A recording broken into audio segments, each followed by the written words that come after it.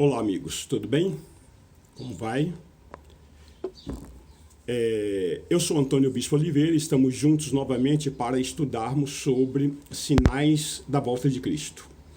Então é um tema muito convidativo e eu te convido nessa hora, evidentemente, porque na ministração anterior, entre os sinais mais expressivos sobre a volta de Cristo, nós vimos em Israel volta a ser nação. Ali nós demos uma cronologia do que aconteceu no moderno Estado de Israel nos seus últimos anos.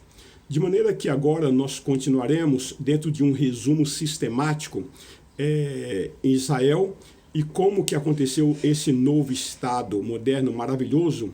Israel nunca propôs nenhuma guerra, nós sabemos disso, né? Ele só se defendeu. Então, primeiro, dentro de uma situação política e as nações árabes em redor, Israel é a única nação realmente democrática em todo o Oriente Médio. No parlamento israelense, para você ter ideia, no Congresso israelense, qualquer um pode ser votado e pode votar. Até gente do Hezbollah, do Hamas, tem cadeira em Israel, no Knesset, né?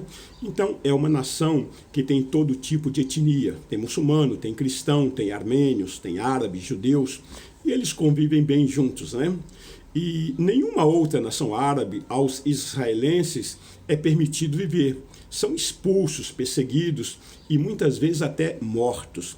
A ONG Freedom House caracteriza Israel e a Tunísia como nações livres.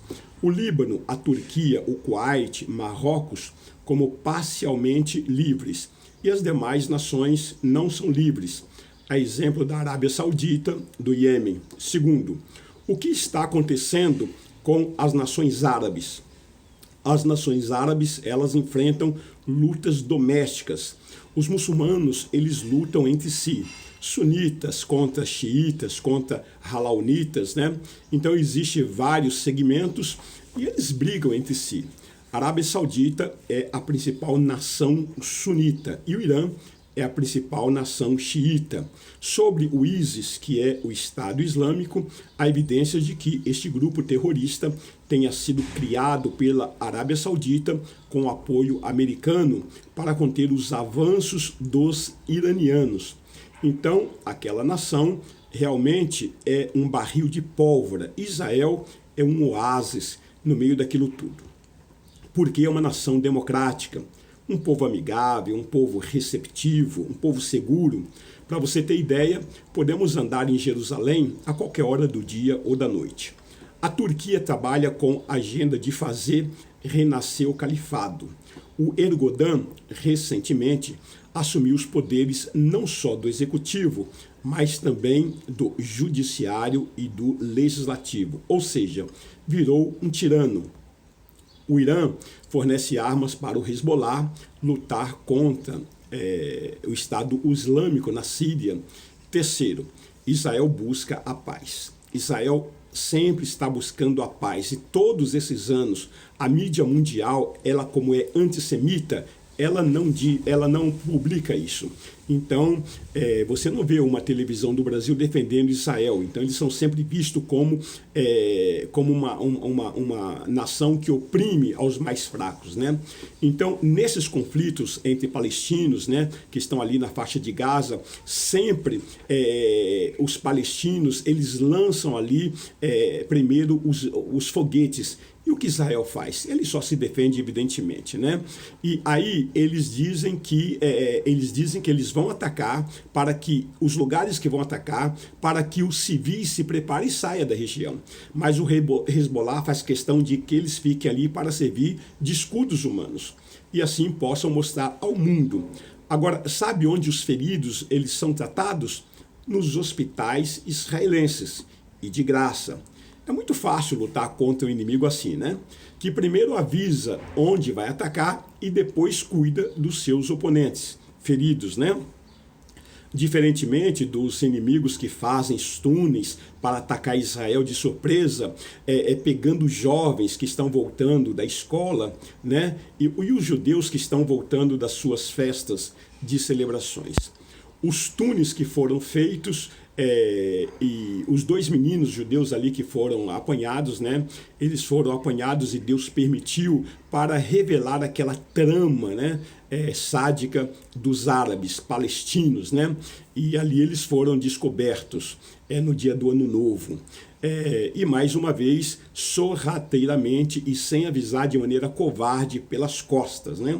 Em quarto lugar, nós queremos falar sobre as contribuições de Israel para o mundo.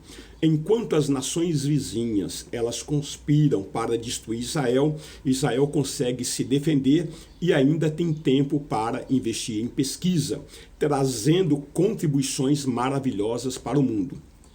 Sistema de irrigação gota a gota, as placas de aquecimento solar, o Waze, que é o GPS mais utilizado no mundo, e contribuições na área médica, a pílula que toma e filma tudo por dentro o que está acontecendo no aparelho digestivo, o desenvolvimento do Arzilex, que é uma droga que trata o Parkinson, né?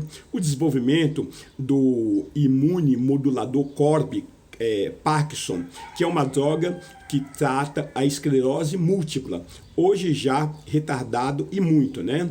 Eles já afirmaram que a cura da Alzheimer já está pronta, já está praticamente pronta, só falta agora testar em humanos, o que leva alguns anos.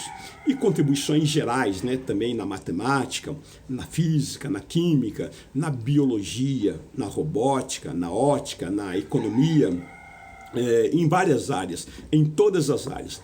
Um povo que não representa mais de 0,2% da população mundial. Dados que chamam muita atenção. Quinto lugar, nós queremos falar sobre os prêmios Nobel da Paz, né? E os judeus, nesse prêmio, até o ano 2018, 892 prêmios foram distribuídos e 201 foram judeus. Isso representa 22,5%. Se considerar essa população, a população deles em relação à população mundial, né? E o que significa tudo isso, né? Os judeus ganharam 112,5%, né? Em comparação com as nações, isso significa 11.250%. E aí vem os sociologistas e dizem que eles foram favorecidos. Mas favorecidos em quê? Um povo que foram sempre escravizados, expulsos, perseguidos, todo o planeta sabe disso, né? E durante toda a história da sua existência, eles não se envolveram em nenhuma guerra que eles tenham provocado, eles apenas se defenderam, né? E esse povo, ele ainda tem tempo para poder investir no desenvolvimento. Agora, os sociologistas dizem que eles foram beneficiados, né?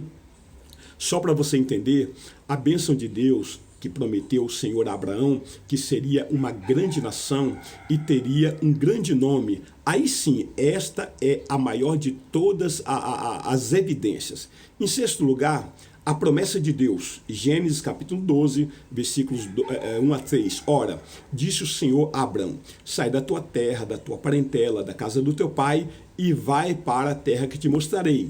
De ti farei uma grande nação, e te abençoarei, e te engrandecerei o nome. Sê tu uma bênção. Abençoarei os que te abençoarem, e amaldiçoarei os que te amaldiçoarem. Em ti serão benditas todas as famílias da terra. Então Deus revela a Abraão e ele crê. Então Deus ordena que ele saia da sua terra, da sua parentela e da casa do seu pai. E assim Abraão obedece pela fé. Deus fez uma aliança com Abraão e lhe fez 7 promessas. Então, Deus prometeu a Abraão que tornaria ele em uma grande nação. E isso, evidentemente, aconteceu. Israel é uma grande nação. E a grandeza de Israel não está no seu tamanho territorial, geográfico e nem no número dos seus habitantes. A grandeza de Israel está nas suas realizações. Nas realizações do seu povo, na sua inteligência, no seu intuito, ou melhor, instinto de sobrevivência, né? E na igreja de Jesus Cristo na face da terra, que é o Israel de Deus, evidentemente. E que o que Deus prometeu à nação de Israel, e essa nação ela tem sido odiada, e esse ódio visceral, atávico, né, é o próprio ódio de Satanás contra Israel. E Deus Deus ele estabelece a sua vitória, porque Satanás odeia aquele que Deus ama, né? Esse é o ódio de Satanás que faz com que Israel, durante toda a história, tivesse perseguições. Não há nenhuma nação no mundo que tenha tido tantos inimigos declarados como tem sido Israel. Então veja que diz o Salmo 83, no versículo 2 e 4. Os teus inimigos se alvoroçam e os que te odeiam levantam a cabeça, tramam astutamente contra o teu povo e conspira contra os teus protegidos. Dizem, vinde, risquemo-los de entre as nações, e não haja mais memória do nome de Israel. Bashar al-Assad tem falado isso, né? E Deus ainda tem engrandecido o nome dele através dessa nação, através dos judeus, em várias partes do mundo, né? Então, note que a média também do QI dos judeus é a média que está equivalente às outras nações do mundo. Então, o que existe, na verdade, é um favor, uma bênção de Deus sobre o povo de Deus, né? Então, Deus diz, se tu uma bênção. Do povo judeu, então, veio a revelação de Deus, único verdadeiro Deus. Quando todas as nações eram politeístas, foi para Moisés que Deus disse, eu sou o único Deus. Do povo judeu veio então a Bíblia, veio também o Velho Testamento, veio o Novo Testamento, os antigos profetas, todos judeus, né? Veio a moral, a visão ética cristã judaica, sobretudo o Messias. Jesus veio do povo judeu. Nação, não há nenhuma outra nação que tenha contribuído mais e abençoado o mundo como o povo judeu. Então Deus prossegue dizendo, abençoarei os que te abençoarem e amaldiçoarei aqueles que te amaldiçoarem, né? Essa é uma promessa muito séria. Abençoar significa falar bem. E a bênção que está sobre o povo judeu vem sobre aqueles que o bendizem naturalmente, né? E reconhece que eles são um verdadeiro exército de Deus aqui na terra através da sua igreja. São os cristãos. Donald Trump, o presidente dos Estados Unidos, mudou a sua embaixada de Tel Aviv para Jerusalém. Apesar das nações do mundo não reconhecerem que a verdadeira capital de Israel é Jerusalém, Trump reconheceu. E Deus então abençoa os Estados Unidos, porque em 1492, na Idade Média, quando os judeus foram expulsos da Espanha pela rainha Isabela e pelo rei Ferdinando, sabe para onde eles foram levados, onde eles foram parar?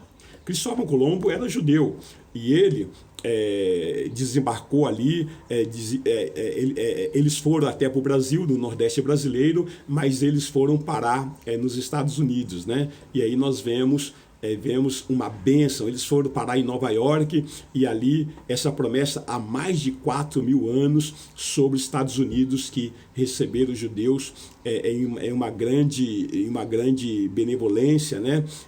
E ali se cumpre evidentemente o plano e o propósito de Deus, né? No plano físico, trouxe então avanço, contribuições extraordinárias por onde quer que os judeus tenham passado.